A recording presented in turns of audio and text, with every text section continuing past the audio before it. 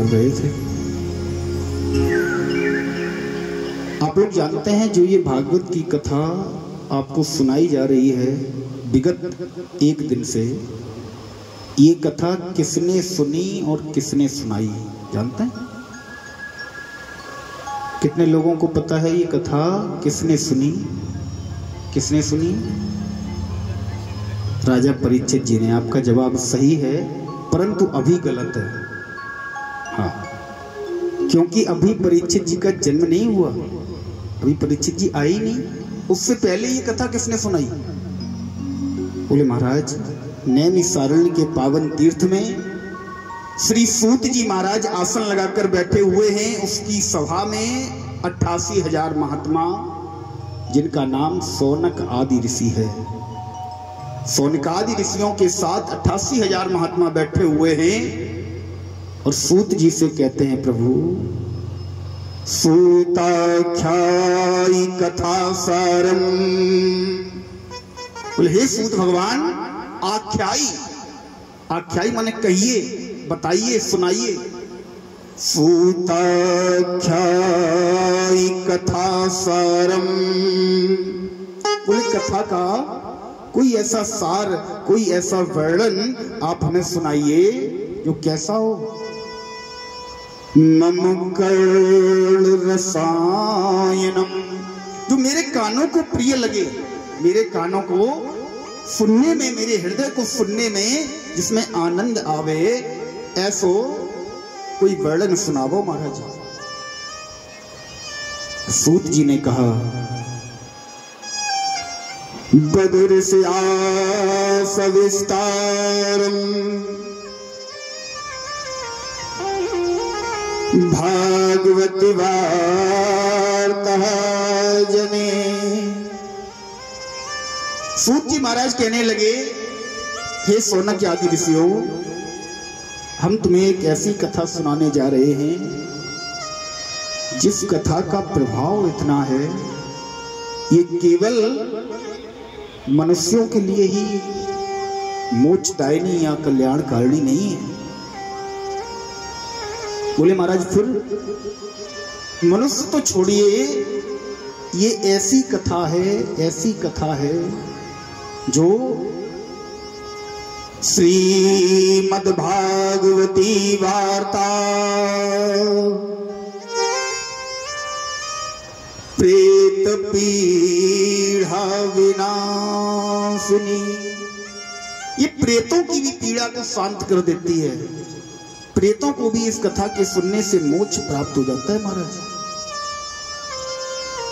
श्री सूत जी विस्तार से कथा सुनाने लगे, कहने लगे, एक बार की बात है, नारद जी इस पृथ्वी लोक पर भ्रमण कर रहे थे।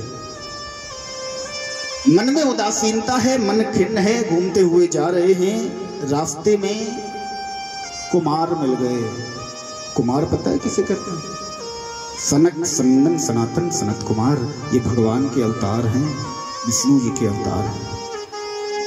ये सदैव बाल्यावस्था में रहते हैं, इसलिए इन्हें कुमार कहा जाता है। रास्ते में जब कुमार मिल गए तो महाराज कुमारों ने पूछा, हे देवर्षि, बदो देवर्षि सविस्तारम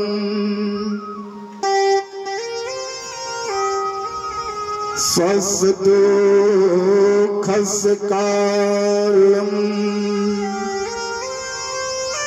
हे देवर्षि, अपने दुख का कारण बताओ, आप इतने दुखी क्यों हो? देवर्षि ने हाथ जोड़े, बोले प्रभु, आपसे क्या छुपा हुआ है, आपको हम क्या बताएं? बोले नहीं नहीं देवर्षि, आप देव ऋषि हैं, सदैव नारायण नारायण का जप करते रहते हैं, और नाम जप जो करता हो। एक बात और बताएं आपको, नाम जप का बहुत बड़ा प्रभाव है महाराज।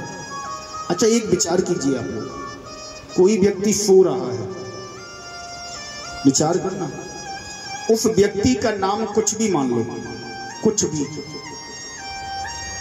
उस व्यक्ति को नाम लेकर जगाया जाए, वहां पर 50 व्यक्ति सोए हैं तो वही व्यक्ति जगता है जिसका वो नाम है। ऐसा क्यों? क्या उसने सुन लिया? अगर सुन लिया तो इसका मतलब वो सो नहीं रहा, विचार कीजिए। और अगर नहीं सुना तो जगा कैसे? किसी व्यक्ति का नाम मान लो, सपोज करो मनोज है, और आपने मनोज नाम की आवाज लगाई तो 50 व्यक्तियों में मनोज ही उठकर बैठेगा। क्यों? अगर उसने सुना है तो इसका मतलब वो सो नहीं रहा, क्योंकि सोते समय हमारी श्रवण रंध्रियां बंद रहती हैं, हमें सुनने की क्षमता नहीं होती, हम नहीं सुन सकते। और तेज आवाज हो तो बात अलग है। महाराज, केवल एक साधारण से नाम का इतना प्रभाव है कि सोते हुए व्यक्ति को जगा देता है। साधारण सा नाम, और परमात्मा का नाम, उसका प्रभाव कितना होगा? नाम जब का बहुत बड़ा प्रभाव है। स्वयं प्रभु नहीं जानते कि मेरे नाम का कितना प्रभाव है। किसी संत ने कहा भी है, बड़ा सुंदर गीत लिखा है, राम से बड़ा राम का नाम। स्वयं राम जी को नहीं पता कि एक बार राम नाम लेने का प्रभाव क्या होता है। महाराज, देवर्षि नारद जी दिन रात नारायण नारायण कहते रहते हैं। अच्छा, नारद जी के बारे में एक बात और बता दूं आपको। नारद कौन है जानता है? नारद जी की जब भी कहीं बात चलती है तो हम लोग बड़ा विहस रूप से उस नाम को लेते हैं। क्यों? नारद वो होता है जो इधर की उधर करे, ऐसा नहीं है। व्याकरण से इसका जब अर्थ निकालते हैं ना नारद का, नारम ज्ञानम ददाति यस्य सा नारदः, बोले जो प्राणी मात्र को ज्ञान देता हो, प्राणी मात्र के कल्याणार्थ जो जीवन जीता हो, उसे नारद कहते हैं। नारम ज्ञानम ददाति यस्य सा नारदः। और नारद का एक दूसरा अर्थ और है। ना संधि विच्छेद से अगर निकालें तो ना रद, जिसकी बात कभी रद ही ना हो वो नारद है। महाराज, नारद जी से पूछा तो नारद जी कहने लगे, बोले भगवान, मैं इस पृथ्वी लोक को तप करने की सर्वोत्तम तपस्थली जानकर पृथ्वी लोक पर आया, विचार किया कहीं पर बैठकर तप करूंगा। लेकिन जब मैंने इस पृथ्वी पर घूमना प्रारंभ किया, भ्रमण करना प्रारंभ किया, ऐसा कोई स्थान नहीं छोड़ा मैंने। पुष्करम प्रयागम चा श्वेतवंदु रामेश्वरम। पुष्कर, प्रयाग, श्वेतवंदु, रामेश्वर, कन्याकुमारी, हिमाचल के आसपास के सारे क्षेत्रों में मैंने भ्रमण किया, लेकिन मुझे प्रत्येक जगह एक अजीब सा आश्चर्य देखने को मिला। ये क्या? बोले इस कलिकाल में, इस कलयुग में मुझे कोई भी घर ऐसा नहीं मिला जहां पर मैं 2 मिनट ठहर सकता। सनत कुमारों ने कहा, ऐसा क्या पा लिया बाबा जी आपने? बोले प्रभु, इस कलिकाल में सत्यम नास्ति तपः शौचम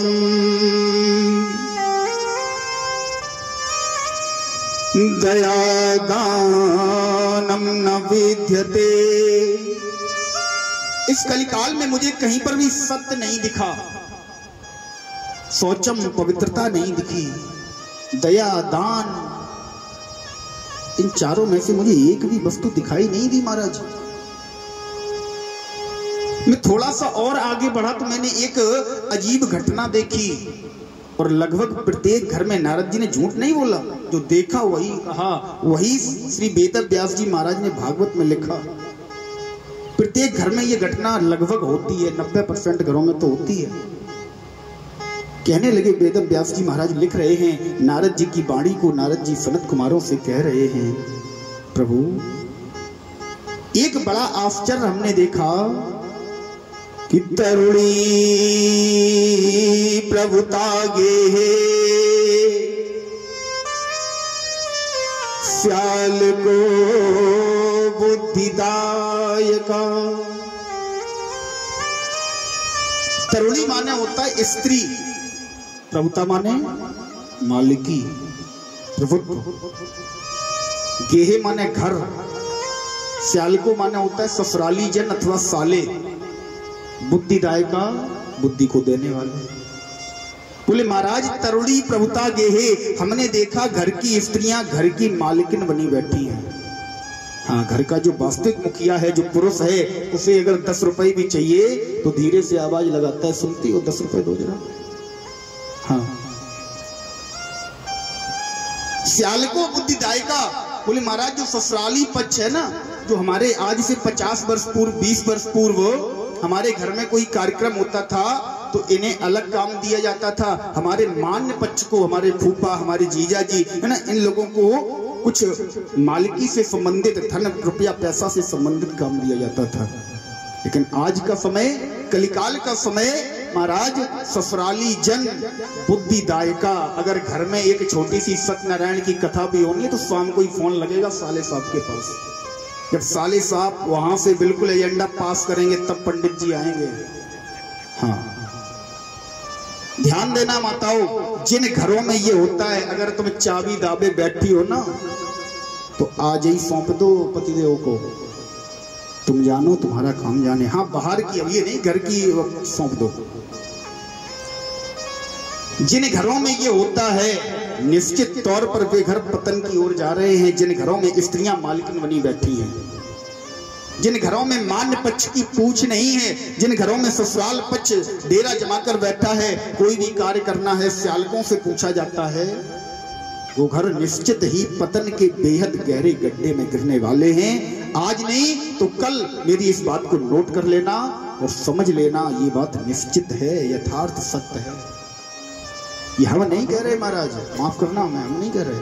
श्रीमद् भागवत महापुराण में प्रथम अध्याय का श्लोक नंबर 13 है, लिखा हुआ है महात्मा का। आगे नारद जी कहने लगे, बोले महाराज कन्या विप्रलयोहा दंपतीनां च कल्कनम्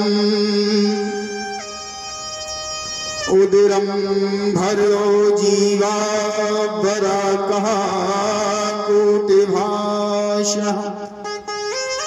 बोले महाराज कन्या विक्रलानाम लोभा दंपतीनां च कल्कनम्, लोग कन्याओं के विवाह नहीं करेंगे। फिर महाराज ऐसा समय आ गया, नारद जी कहने लगे मैं स्वयं देख रहा हूं लोग कन्याओं का क्रय और विक्रय कर रहे हैं। एक रेट लिस्ट चलती है हमारे समाज में, लड़का अगर सरकारी नौकरी में है तो 50 लाख। हाँ, रेट लिस्ट चलती है, आप लोग स्वयं साक्षी हैं। एक बात विचार करना, जिस लड़के की शादी आपने बिटिया के पिता से 50 लाख लेकर की है ना, और आप सोचो कि हमारे घर में आकर वो बहू हमारी सेवा करेगी, झाड़ू पोछा करेगी, तो भूल जाना, क्योंकि वो 50 लाख देकर आई है ना। उसके पिता ने 50 लाख में आपके लड़के को खरीदा है। कन्याओं के क्रय विक्रय किए जा रहे हैं। उदरम भरलो जीवा बराका कूट भाषड़ा, लोग अपना पेट भरने के लिए पता नहीं कितने बड़े से बड़े झूठ बोल जाते हैं। बोले महाराज ये तो कुछ भी नहीं। जब मैं थोड़ा सा और आगे बढ़ा तो मैंने देखा एक युवती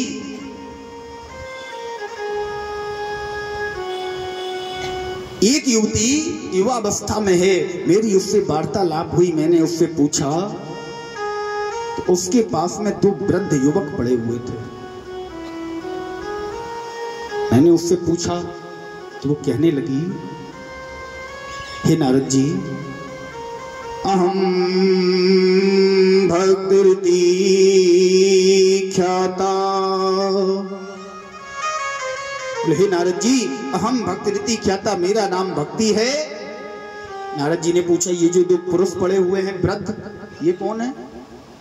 इमो में तनियो मतो, बोले ये दोनों मेरे तन से उत्पन्न, तनियो मतो, ये दोनों मेरे तन से उत्पन्न अर्थात मेरे पुत्र हैं। नारद जी का दिमाग चकरा गया। नारद जी ने कहा ये कैसे हो सकता है? तुम युवावस्था में हो और तुम्हारे पुत्र जिन्हें तुम अपना पुत्र बता रही हो ये दोनों वृद्धावस्था में हैं। नारद जी ने कहा ये कैसे हो गया?